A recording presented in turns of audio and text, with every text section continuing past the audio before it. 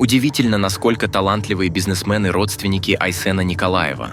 Даже его сестра назвала убогими растениями людей, которые ничего не добились в своей жизни и критикуют успешных людей. Николаева Кулаковская Аяна Сергеевна. Она является руководителем службы по связям с общественностью акционерного коммерческого банка «Алмаз-Эргиенбанк». Того самого банка, руководящие посты в котором занимал сначала Айсен Николаев, а потом его супруга. Того банка, который на сегодня подконтролен республике, возглавляемой братом Аяны. В едином государственном реестре юридических лиц за Аяной Николаевой действующих активов не числится. Между тем, совместно с некой Людмилой Валерьевной Николаевой Ивановой Аяна Сергеевна Кулаковская, по ИНН, за которой числятся также фамилии Николаева и Дмитриева, была соучредителем кредитного потребительского кооператива «Фаворит».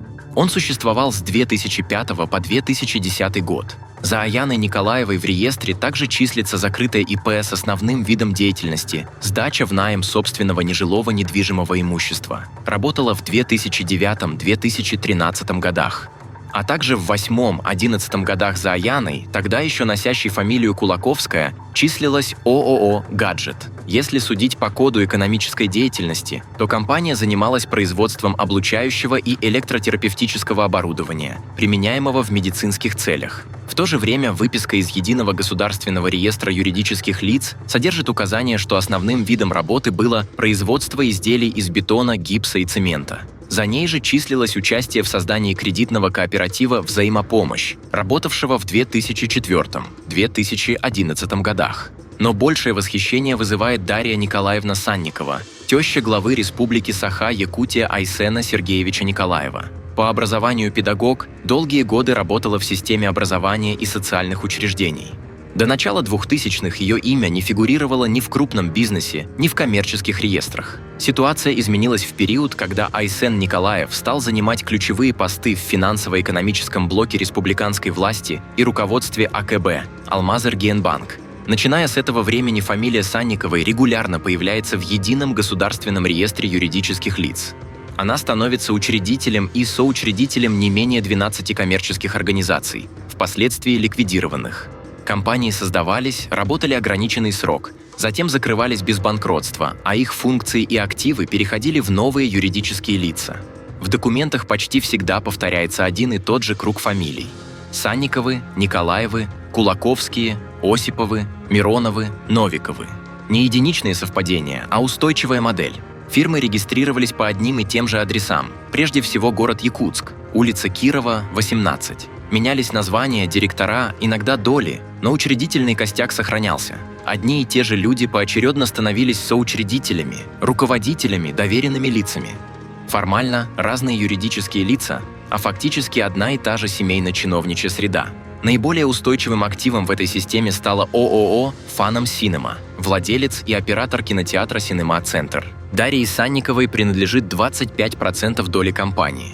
Остальные доли также находятся у близких и аффилированных лиц. Компания демонстрирует стабильную многолетнюю выручку свыше 100 миллионов рублей, несмотря на общий спад рынка развлечений в регионе. Это один из немногих коммерческих проектов, который не ликвидировался, а аккумулировал доход.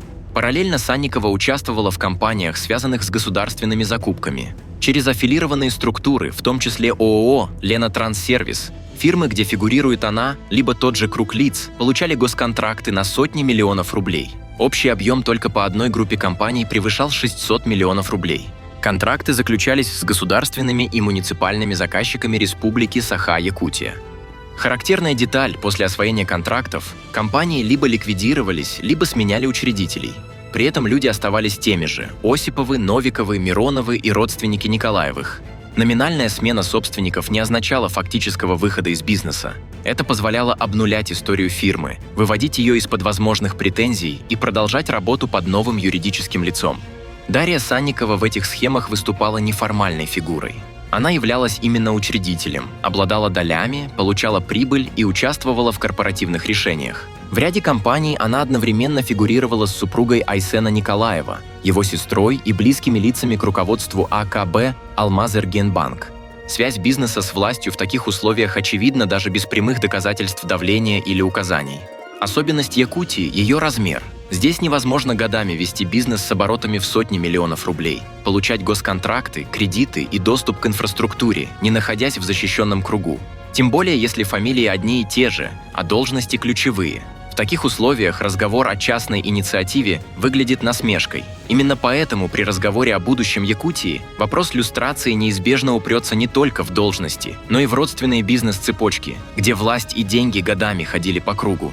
При таком малом населении и такой плотности связей без масштабной проверки учредителей, госзакупок, банковских операций и цепочек собственности система воспроизведет себя снова. Сменятся фамилии у власти, но в реестрах и контрактах останутся те же самые семьи.